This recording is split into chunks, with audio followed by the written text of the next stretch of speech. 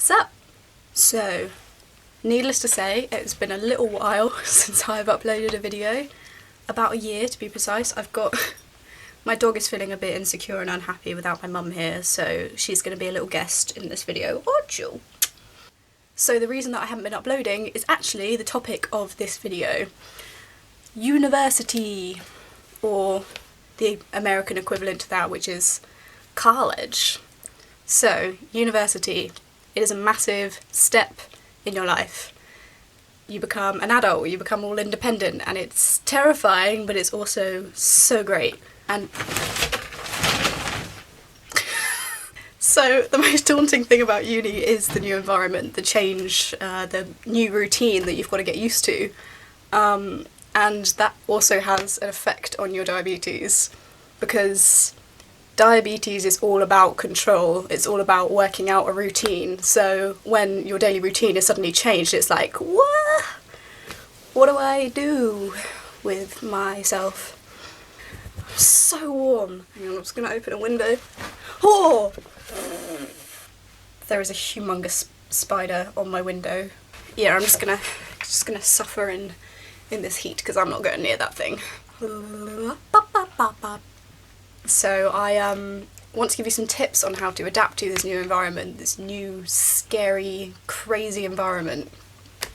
I think the key is to just not beat yourself up if you do lose control. It's okay to lose control of your sugar levels, you're in a new place, it's all scary, you've got a new routine, and it's difficult. It is difficult adapting, especially when your sleeping hours are not what they used to be.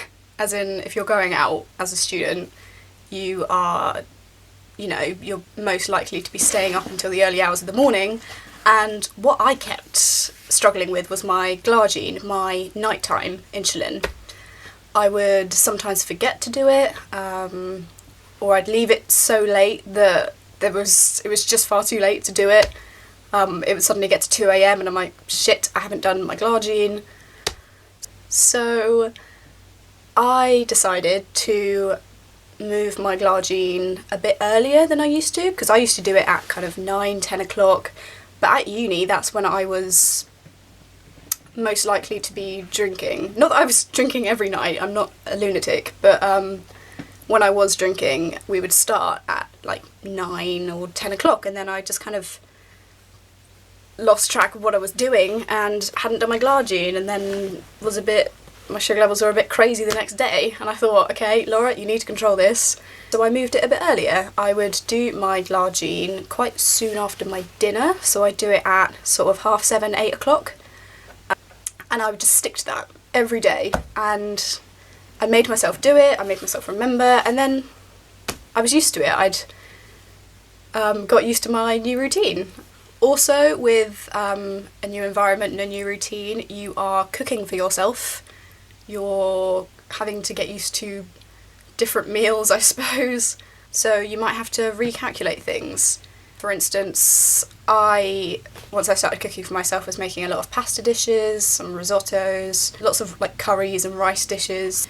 And to start off with, my levels were a bit kind of like, because I was used to my family portions, and I was just a bit silly and didn't properly adjust my insulin, so my sugar levels went low quite a lot because I was injecting too much for these small meals.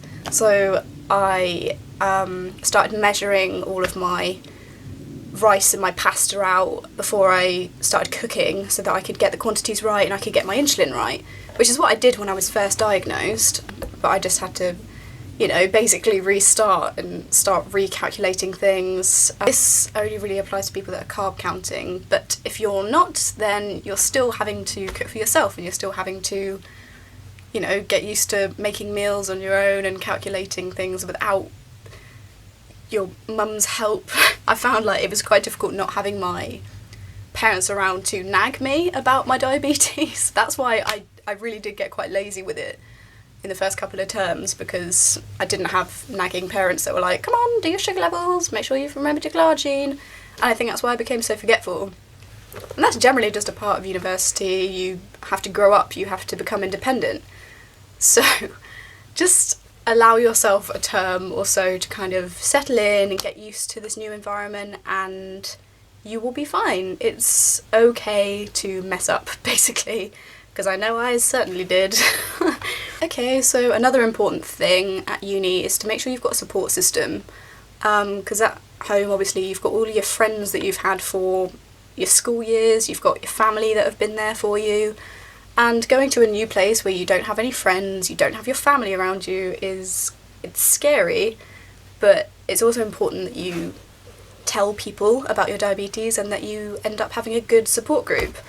Luckily my flat were all really, really lovely people, and I got with them really well, and they were really understanding about my diabetes, and you just have to make it clear that sometimes you can't go out and have cocktails with a bunch of people because there's a shit ton of sugar in cocktails. And I think it's important that you explain to people about your diabetes and you help them to understand certain things that you're not allowed to really do. And plus, the more you tell people about it, the more you've got people that are going to remind you, have you tested your sugar levels today? Have you done your nighttime injection? And that's just great, having people that are going to prompt you. Also, it's important to have a good doctor as support. Personally, I prefer having my GP here at home as opposed to my GP at uni, just because they know me better. I find that their system is a lot more efficient than the one at uni. It's not that I didn't get on with my diabetes nurse at uni, it's just that she... How do I put this politely? There's not really a polite way of putting it. She was a bit useless. And I just preferred having my GP at home. So I decided to do that. That's something that I've done recently. I've recently applied back to my GP at home, but it's entirely up to you. If you would rather have a GP close to you at uni, then go for it, do that. It's personal, it's down to personal preference, so if that's what you would rather do, then that's totally fine. But if you do decide to stay home, it doesn't matter necessarily. Well, this is the case in England. You can fill out a temporary GP form at any doctor's. So I would do that at uni if I really needed an emergency prescription or I really needed an emergency appointment.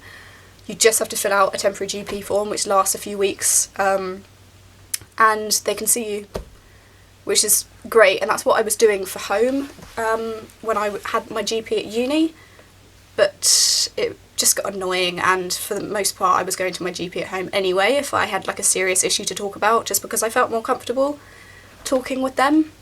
But yeah, either way, try not to feel too daunted by the fact that you're going to a new doctor's place and you're having to deal with prescriptions by yourself. Dealing with prescriptions by yourself is actually quite scary. I wasn't very good at that at first.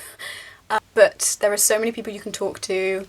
My on-campus uni were like really good at explaining how to sort out your prescriptions. You basically just had to make an appointment with one of the doctors, explain what prescriptions you needed, and they just sort it out for you. It's also important just to remember that your diabetes is not a flaw.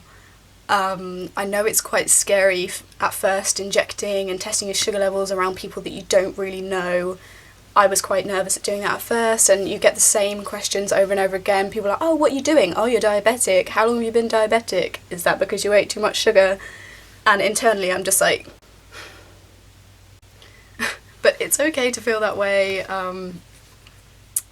It's actually a fantastic conversation starter at uni, and that is exactly what you want as a first year at uni. Conversation starters, you want to make new friends, you want to go out with more people. Also, if you really, really feel like it's getting difficult controlling your diabetes by yourself and you're getting really kind of sad about it, a bit put out by the fact that it's just so insanely difficult for you to control by yourself, talk to somebody about it. Don't struggle by yourself. If you're really, really struggling, there are so many people you can talk to. You can call your parents back home, you can have a heart-to-heart, you can talk to the doctors about it, you can talk to a counsellor if you want, if it's really, really getting you down. There are so many people you can turn to that are going to help you. So please don't feel disheartened if everything is going tits up. It's perfectly fine to feel like you are losing control. Like, everybody has that feeling. I definitely did in the first couple of terms. I thought, what am I doing? Like, my controls just suddenly got really bad. I'm not very good at this anymore. And it's just purely because you're in a new place. You're in a new scary place, and that's incredibly daunting, and it's incredibly difficult to adapt. But just please don't feel put out by that. It's so normal to feel that way.